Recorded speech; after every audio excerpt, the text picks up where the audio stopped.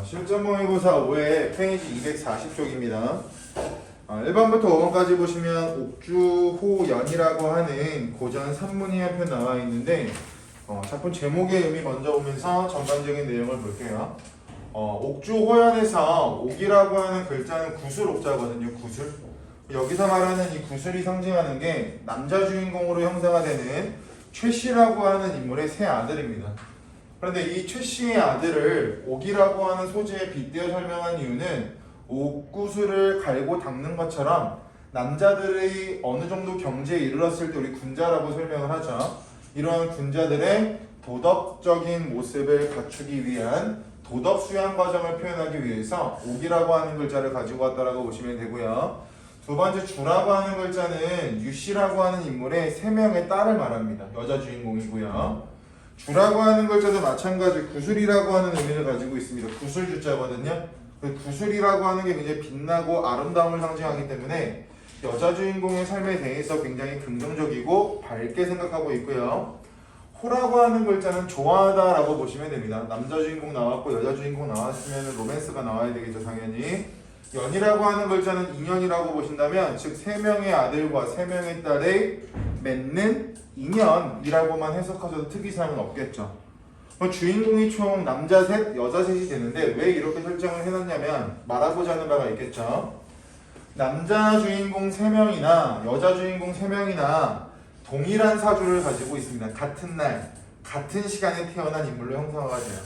오늘날에는 사주라고 하는 것을 미신이라고 해서 우리가 오늘날은 별로 믿지 않지만 과거에는 사주에 따라서 인간의 인생 또는 인간의 운명이 결정된다라고 했기 때문에 사주를 굉장히 중요하게 여겼답니다. 그래서 남자 주인공의 사주와 여자 주인공의 사주가 동일했기 때문에 당연히 남자나 여자나 동일한 벼슬에 올라가거나 이름을 널리 떨칠 수 있는 입신양명이라고 하는 것을 추구할 수 있겠거니라고 생각을 했는데 여러분들이 알고 있는 조선사회는요 여성의 사회 진출이 가로막혀 있었죠. 그래서 동일한 사주를 가지고 태어났음에도 불구하고 여성이라는 이유로 유씨의 세 딸은 사회 진출에 제약을 겪습니다. 이렇게 사회 진출에 제약을 겪는 여성들의 모습을 바탕으로 남성 중심 사회를 비판하고자 하는 작가의 의도를 알 수가 있을 거고, 두 번째, 결국 이 여성 주인공들이 사회로 진출하기 위해서 뭘 하냐면요 남자처럼 꾸미는 남장을 합니다. 그럼 결국 남장을 해야만 하는 여자 주인공들의 모습을 통해서도 남성주의 사회를 비판하고 있다고 알 수가 있겠죠. 그럼 두 번째 나와 있는 2번을 가지고 우리가 배웠던 작품이랑 잠깐 연결하면 이춘풍전이라고 우리가 고전 산문을 배웠을 거예요. 이춘풍이라고 하는 남자 주인공이 굉장히 무능하게 나올 거고요. 춘풍의 처가 굉장히 능력 있는 사람으로 나오죠. 근데 춘풍의 처가 결국 남편의 문제를 해결하기 위해서 사회로 진출할 때도 남장 모티프가 굉장히 소중하게 쓰이고 자주 나옵니다. 그래서 수능완성에서만 남장 모티프랑 관련된 작품이 2개 나왔기 때문에 남장 모티프의 역할과 남장 모티프의 기능에 대해서는 여러분들이 예의주시해서 알고 계셔야 될 거라고 생각을 합니다. 내용 자체는 그렇게 특별하거나 어렵거나 이러진 않고요. 같이 가에 나와 있는 설명문부터 보시면서 들어가 보도록 하겠습니다. 가 보시면 여기 네모 쳐볼까요? 여성 영웅 소설. 이춘풍전과 가장 다른 건 뭐냐면 옥주호연은 여자 주인공이 영웅이 되는 여성 영웅 소설입니다. 여성 영웅 소설은 17세기 이후 여성의 자아 정체성에 대한 새로운 인식을 반영하면서 공적 영역의 진출이 제한되었던 여성에게 대리만족을 주는 역할을 했대요. 여성 영웅 소설에서 여성은 주로 남장 동그라미 쳐보시면요 남장 모티프가 중요하게 나올 수 있다라고 말씀을 드렸죠. 공적 영역에 진출하는데 남성이 뒤지지 않는 여성의 영웅적 능력은 주로 전쟁 상황에서 발휘된다. 박시전도 기억이 나겠죠. 여성 영웅 소설의 대표적인 작품 박시전이니까요. 영웅 소설답게 여성이 초월적 능력을 발휘하기도 하고 초월적 능력의 대신 지략과 용기를 통해 전쟁을 승리로 이끌기도 한다. 여성 영웅 소설은 작품의 성격에 따라 다양한 형상을 보이는데 1번 남성에 비해 여성의 영웅의 활약상이 두드러지는 경우 2번 여성과 남성의 협력을 통해 승리를 이끌어냄 군담에서의 여기서 말하는 군담이라고 하는 건 전쟁 이야기라고 보시면 될 것 같아요. 전쟁 이야기에서의 양성의 조화, 즉 남자와 여자의 조화를 드러내기도 한다. 한편 주인공이 여성임이 밝혀진 후에는 남복을 벗고 공적인 영역에서 물러나는 모습을 보이기도 하지만 복장과 관계없이 공적 지위를 인정받는 모습이 나타나기도 한다. 때론 3번 여성 영웅이 남성보다 우월하여 남성보다 높은 공적 지위에 오르거나 4번 남성과 우월성을 겨루는 모습을 통해 갈등을 일으키는 작품도 있다. 눈으로 볼게요. 그러나 천자 등의 주선을 통해 남성 영웅과 혼사를 이루면서 공적 영역에서의 성공과 사적 영역에서의 성취를 이루는 모습이 드러나는 특징을 가지고 있다. 여성 영웅 소설은 여성이 자신의 의지와 관계없이 여성의 복장으로 한복하거나 혼사를 따르는 내용이 보편적으로 등장한다는 점에서 밑줄 전통적인 여성의 제한적 역할에서 벗어나지 못하는 한계, 즉 사회 진출로의 여성의 지위는 차단되어 있었겠죠. 남성의 사회 진출만 인정받았을 시기가 될 테니까요. 이어서 보겠습니다. 그러나 여성 영웅이 남성과 갈등을 일으키거나 우월성을 겨루기보다는 상호 협력하여 공적인 업적을 이루기도 한다는 점에서 양성 조화를 이루었다는 평가를 받기도 한다. 앞부분의 줄거리 볼까요? 최씨 형제와 최씨 형제 동그라미 쳐보시면요. 여기서 말하는 최씨 형제가 바로 최씨의 세 아들이라고 보시면 되겠죠. 유씨 자매는 유씨 자매 동그라미 쳐보시면요. 유씨의 세 딸이 될 겁니다. 그럼 남자 주인공 나왔고 여자 주인공 나왔네요. 한나란 씨에 태어난다. 한나란 씨에 태어난다가 바로 동일한 사조를 가지고 있다라고 보시면 되고요. 규수로서의 규수라고 하는 건 가정살림하는 여자라고 생각하세요. 단순하게. 규수로서의 삶을 강요받던 유씨 자매는 남장을 하고 남장 동그라미 남장을 하는 이유는요. 사회 진출 또는 공적 영역으로의 진출이 막혀 있었을 테니까 가출하여 최씨 형제들과 만나 형제의 의를 맺는다. 이후 이들은 함께 수행을 마치고 조광윤을 섬기면서 북한과의 전쟁에 참여하여 적을 속이는 계책을 세운다. 조광윤 동그라미 쳐보시면요. 결국 조광윤이라고 하는 장군 아래 최씨 세 아들과 유씨의 세 딸이 군사로 들어가 있는 상황이 될 텐데 나중에 조광윤이라고 하는 사람이 남장한 유씨의 세 딸을 알아보고 최씨의 세 아들과 유씨의 세 딸을 결혼시켜요. 그래서 어떻게 보면은 남자 주인공과 여자 주인공의 결연을 도와주는 인물이 조광윤이 될 수도 있습니다. 본문 들어가서 볼게요. 명일 아침에 최완과 최완 동그라미. 그 최완은 누구냐면요, 얘들아. 최씨 세 아들 중에서 장남입니다. 첫째. 최완과 명주가 각각 변복하고, 변복이라고 하는 건 군사들이 군복을 입고 있다가 사복을 입는다? 그럼 변복이라고 보시면 됩니다. 원양성 아래 나아가 크게 불러 말하기를 우리가 태숙께 구할 말씀이 있습니다. 하니 수성장이라고 하는 건 뭐 행주산성, 북한산성, 남한산성처럼 산성을 지키는 장수 중에 한 명이라고 보시면 돼요. 직책을 가지고 있는 사람. 수성장, 장임이, 장임 동그라미 쳐보시면요. 이 장임이라고 하는 사람은 저거나 북한의 장수. 즉 적이 되겠죠. 북한과 맞서 싸우는 장면이 되니까 여기서 말하는 장임이라고 하는 사람은 북한의 장수가 될 거고 적군이 되겠죠. 물루에 올라본즉 두 사람이 손에 병기 없이 밑줄 쳐볼까요? 여기서 말하는 두 사람은요. 위에 나와 있는 최완과 명주라고 하는 사람이고 손에 병기, 즉 무기를 가지고 있지 않다라고 하는 것에 대한 의도를 생각해 보시면 거기 앞에 나와 있는 장임을 속이기 위해서 연기하는 거죠. 나 무기 안 갖고 왔으니까 항복할게. 이런 메시지를 던지고 있는 장면이라고 생각하시면 될 것 같아요. 황망한 낯빛으로 성 아래 이를 얻거늘 장임이 이르되 너희들은 어떤 사람인데 성에 들어오고자 하는 거야? 두 사람이 말하기를 우리는 절강에 사는 백성이고 장군께 말할 게 있으니까 문 열어주세요. 장임이 그 용모와 행동거지를 보고 조금도 의심하지 아니하고 믿어 즉시 영을 내려 문을 열어두리니 두 사람이 천연히 천연이라고 하는 글자의 뜻은요, 고전산문에 자주 나옵니다. 자연스럽게 라고 해석하시면 돼요.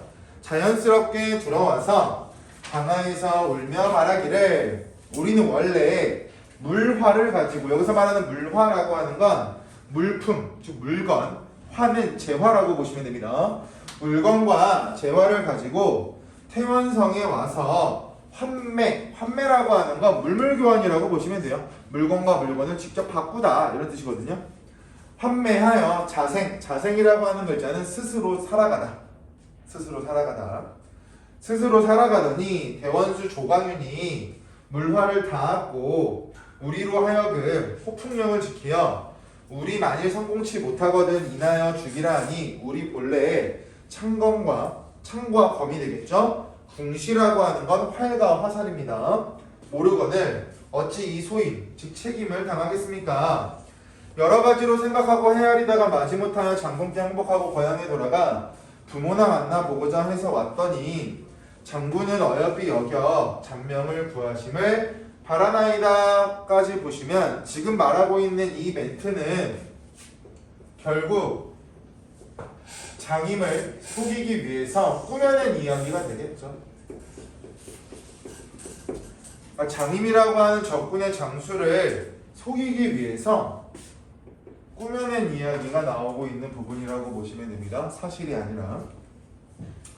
학원을 장임이 듣기를 다 마친 후 의심치 아니하고 장에 올리고 술을 내와 간대하니 부장 원견이 관하여 말하기를, 양진이 상대하며 라고 나와 있는데요. 원견이라고 하는 사람은 장임이라고 하는 장군 아래에 있는 부하라고 보시면 됩니다. 지금 원견이라고 하는 사람이 말하고 있는 이 부분이 있죠. 이 부분은요, 결국 신중할 것을 요구하는 장면이 될 거예요. 장임 장군님, 어떻게 처음 보는 사람을 믿을 수 있겠습니까? 그들을 경계하고 좀 신중하게 행동하세요. 항상 적군 아래도 지략가가 있기 때문에, 머리 쓰는 사람이 있기 때문에 낯선 사람이 오면 1차적으로 경계를 하겠죠. 알겠습니다. 양진이 상대하며 천만가지 개교로 진중허실을 탐지하거늘 장군은 어찌 이들을 이같이 믿어 그 진위 사실 여부를 살피지 않으십니까? 익히 생각하여 신중하게 생각해서 뉘우치며 없게 하세요. 하니 명주가 울며 말하기를, 속이기 위한 제스처가 나오겠죠. 우리라고 나와 있는 부분 있죠. 그럼 거기는 명주가 말하는 부분이 될 겁니다. 즉 결국 어떤 내용이 나올 거냐면 억울함을 호소할 거야. 우린 잘못 없는데 왜 우리를 믿어주시지 않습니까? 이렇게 억울함을 호소하면서 상대방을 속이고자 하는 의도가 담겨 있을 겁니다. 갈게요. 우리 전하 장군을 부모같이 바라고 투항하였더니 이렇듯 의심하고 있는데 가히 진퇴유복이구나. 차라리 장군 앞에서 죽어서 넋이라도 장군을 의지하겠다. 즉 우리가 죽어서 우리의 억울함을 증명할 수 있다면 죽은 다음에 장임 장군이 옆에서라도 장임 장군님을 믿고 따를게 라고 세게 나가고 있죠. 하고 말을 마친 후 허리춤으로부터 단검을 빼어 자결코자 하거늘, 즉 정말 죽음으로 자신들의 결백을 입증하려고 하니까 장임의 입장에서는 얘는 참 믿을만한 사람이구나 라고 속아 넘어가겠죠. 장임이 급히 만류하며 말하기를, 원수의 말이 당연하거니와 그러나 그대 실정이 이 같은즉 어찌 다시 의심하겠는가. 즉 너가 나를 위해 죽으려고 하니까 나는 너를 의심할 수 없을 것 같아 하고 두 사람을 머물게 하여 주육, 술과 고기로 정성껏 대접하더니 수일이 지난 후 최유 두 사람이 장임 장군더러 말하기를, 우리 대장 석수신이 조빈이라고 하는 사람의 신복, 즉 일을 맡길 수 있는 사람이다. 일이 천연하면, 천연이라고 하는 건 사람 이름으로 해결할 수 없다라고 보시면 됩니다. 사람 힘으로 해결할 수 없는 상태가 되면 후환이 될 수 있으니 3일 후 장군이 병을 거느려 진을 여차여차 겁직하면, 여차여차 가로쳐 보실까요? 즉 낚시질하는 거죠. 즉 상대방을 속이고자 하는 의도가 될 겁니다. 법칙하면 밑줄 우리가 합력하여 내응하리라 밑줄 거짓이라고 보시면 결국 잠임 장군이 낚시질에 낚일 수 있도록 옆에서 부추기고 있는 장면이 될 겁니다. 거짓 내용을 바탕으로 상대방을 속이려고 하고 있죠. 돌아가더니 장임이 응낙하고 즉시 보내리라. 차살. 두 사람이 본진에 돌아와 거짓으로 항복한 소위 까닭을 이루고 땅굴을 깊이 판 후 최진과 벽주는, 최진과 벽주라고 하는 건 최씨의 세 아들 중 한 명, 유씨의 세 딸 중 한 명이 되겠죠. 일천군마를 거느리고 대진 뒤에 매복하고 최하는 이천군을 거느려 북군의 의복과 깃발을 같이 하였죠. 북군인 것처럼 위장하는 거죠. 최한 자기의 군대를. 그 다음에 북한군인 것처럼 위장한 다음에 북한 진영으로 들어가면 북한을 때려잡겠네. 원양성 북문 밖에 매복하였다가 삼경후 복병에게 패한채하고 북문을 연락하고 급히 들어가 수송장을 베고 나와 장임을 막으라고 하고 최경은 일천을 거느려 땅굴 좌우에 매복하고 차일 야심한 후 대전에서 불에 놓으니 화광이 충전한지라. 장임이 불이 일어남을 보고 채완 등의 내응이라 하여 부자 한양으로 성을 지키오고 스스로 군사를 재촉하여 크게 고함하고 지쳐 들어가니 장임의 전군이 낱낱이 땅굴에 빠지면서 포양의 사면의 복병이 일어나니 북한군이 불이지변 뜻밖의 불행을 만나서 사방으로 흩어지며 죽는 자 또한 부지기수 헤아릴 수 없을 정도로 많았다. 장임과 원평이 전쟁에서 진 상황이 될 겁니다. 낚시질 당해서 상대방으로부터 속아서 자신의 군대를 잃은 상황이니까 장임과 원평이 겨우 도망가서 원양성으로 달아났다. 이때 최한이 본진에 불이 일어남을 바라보고 원양 동문에 나아가 큰 소리로 불러 말하기를 우리는 북한 패군이니 빨리 문을 열어라 하니 한양이 그 진을 살피지 못하고 문을 쾌히 열거든. 이제 최한의 군대가 투입이 됐죠. 최한이 그 앞에 가로 열어보시면 최한이 급히 군을 몰아 지쳐 들어가니 한양이 크게 놀라 대적하다가 최한의 창에 맞아 죽었대요. 또 이어서 가겠습니다.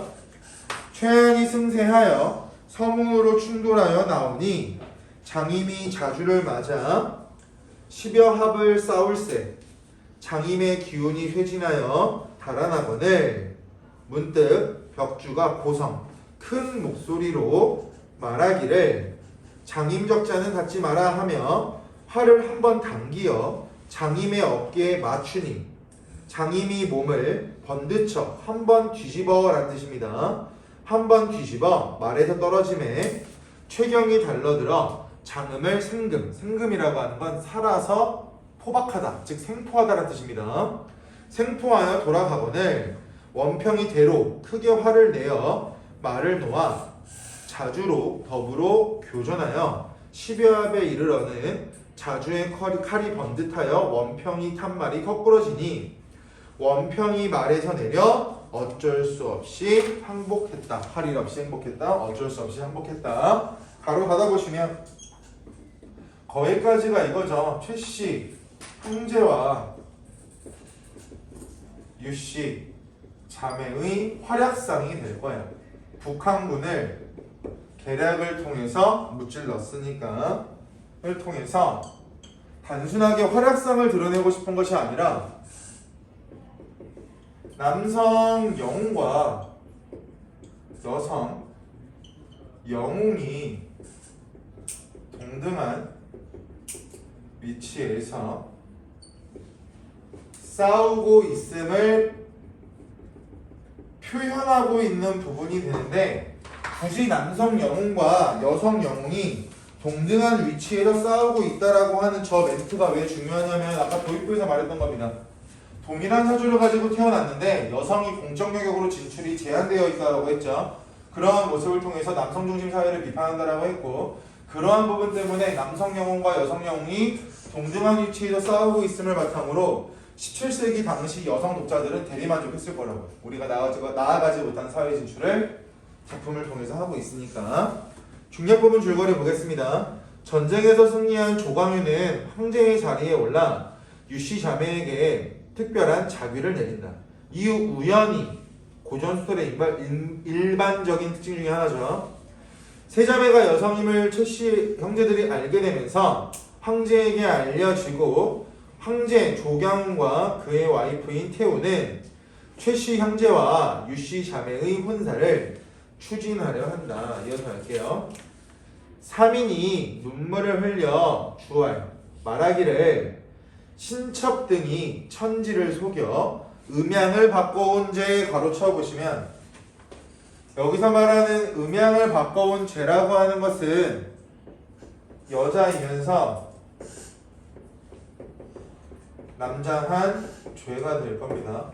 여자이면서 남장을 하며 남자처럼 살아온 죄가 있사오매 이 죄를 당해서 어찌 종식 기망 속일 수 있을 것인가 하고 전후 사연을 낱낱이 말하니 상이 다듣고 놀라시며 또한 웃으면서 말씀하시기를 금일 경등의 소회를 이야기 사연을 들은즉 진실로 기이하구나.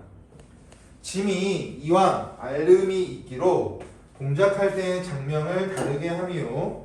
오늘 이 거조는 거조라고 하는 건 조치라고 보시면 됩니다. 오늘 이 조치는 경의 본적이라고 하는 건 본모습이요. 본모습을 만조문무 모든 신하들 또는 모든 벼슬아치들이 명백히 알게 한 다음에 대사를 행코자 함이니 여기서만 대사라고 하는 건 결혼이 되겠죠. 혼례. 경등이 비록 지혜가 원대하나 어찌 나를 속일 수 있겠는가. 즉 유씨 자매가 여성이라고 하는 것을 황제는 많은 또는 모든 벼슬아치들에게 알리고자 하고 있습니다. 거의 축복처럼. 하시고 근시, 임금을 가까이에서 모시던 신하를 근시라고 합니다.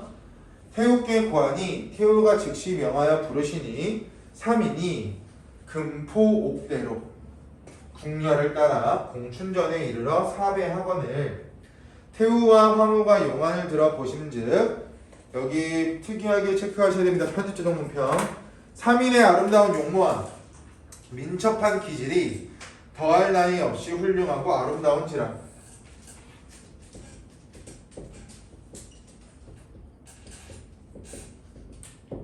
편집자 정문평 황후가 혼연히 자리를 주시고 칭찬하여 말하기를 경이 규중에 약한 여자로 망군 중에 횡행하여 공훈이 호대함에 극히 아름답게 여기노라라고 나와있는 그 문장 있죠. 그 문장 밑줄 쳐보실까요? 경이 규중에 약한 여자로 망군 중에 횡행하여 공훈이 호대함에 극히 아름답게 여긴다. 이 부분은 결국 무슨 뜻이냐면 나는 규중에만 있는 연약한 여자지만 너희들이 세운 공에 대해서는 굉장히 아름답고 대단해 라고 말하고 있는 부분으로서 결국 여성이 한 사회적 행위에 대한 긍정적인 평가가 나타나고 있는 부분이라고 보시면 되겠죠. 너희들이 남장을 하면서 속여서 행동한 것은 잘못이라고도 보여질 수 있으나 너희들이 여성으로서 행동한 사회적인 모습들은 전부 다 긍정적이고 굉장히 높게 평가할 수 있어. 이러한 메시지를 던지고 있다고 해요. 하민이 고개를 숙이고 엎드려 사은하더라. 태우가 말하기를 경의 부모가 멀리 있고 인륜을 주장할 사람이 없음에 군시는 부자일체라. 여기 위치 쳐볼까요? 인륜을 주장할 이 없음에 군시는 부자일체라. 즉 거기서 의미하는 게 뭐냐면 낯설 수 있어서 혼인을 결정할 부모님이 가까이 없음이라고 간단하게만 보세요.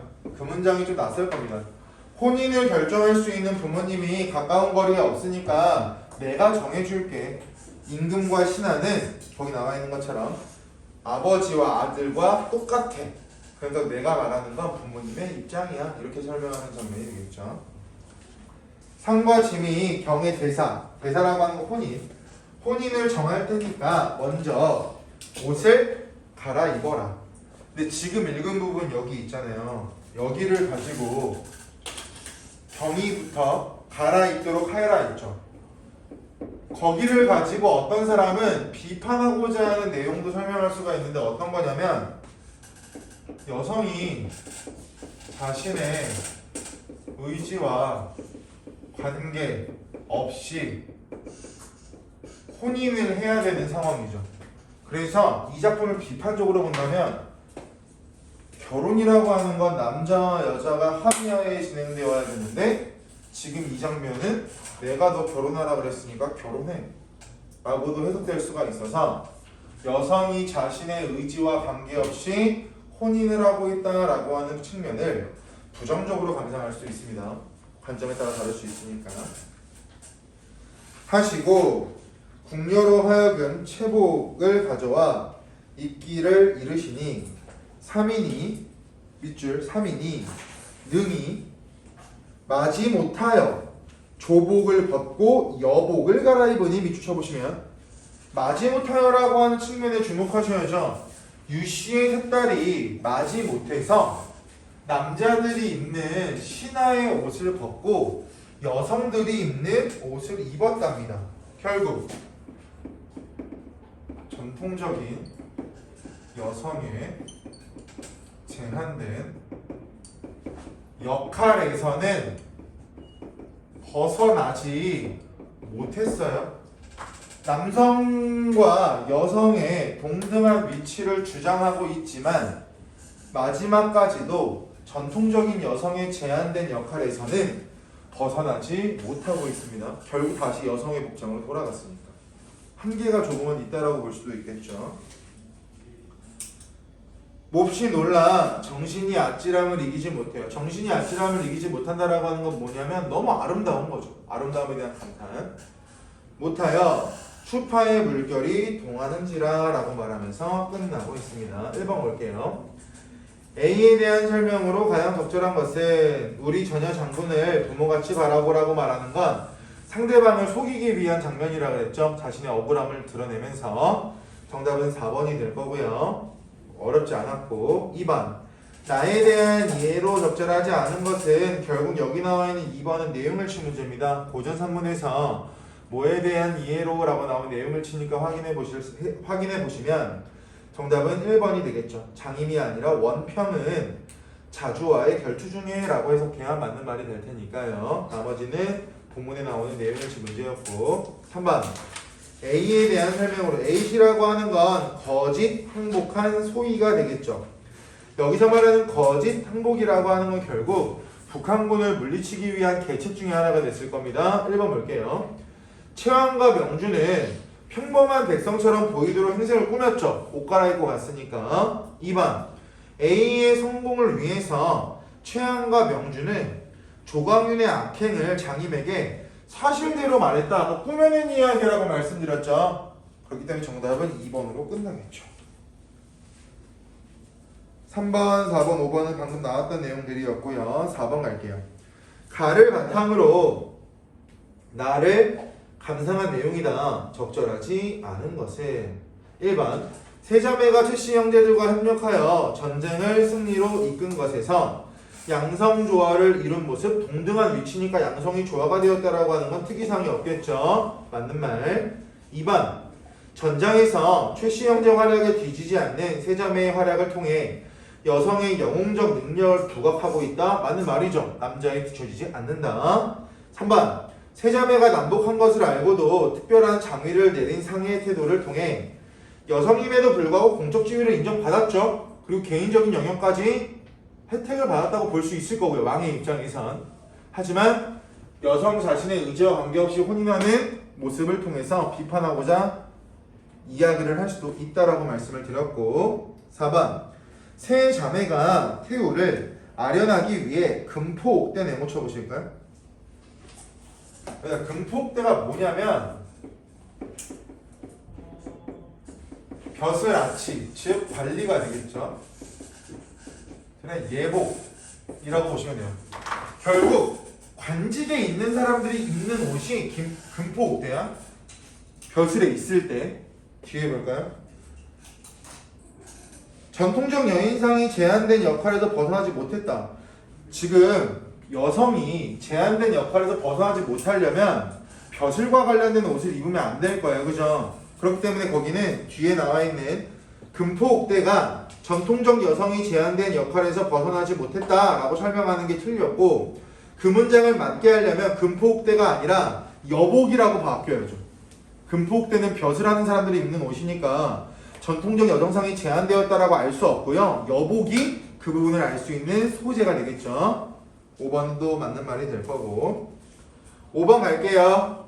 나처럼 여성 영웅이 등장하는 작품에는 홍계월전이 있다. 여성 영웅인 평국이 뛰어난 능력으로 남성들을 제쳤답니다. 여성의 능력이 더 우월하네요. 남자보다.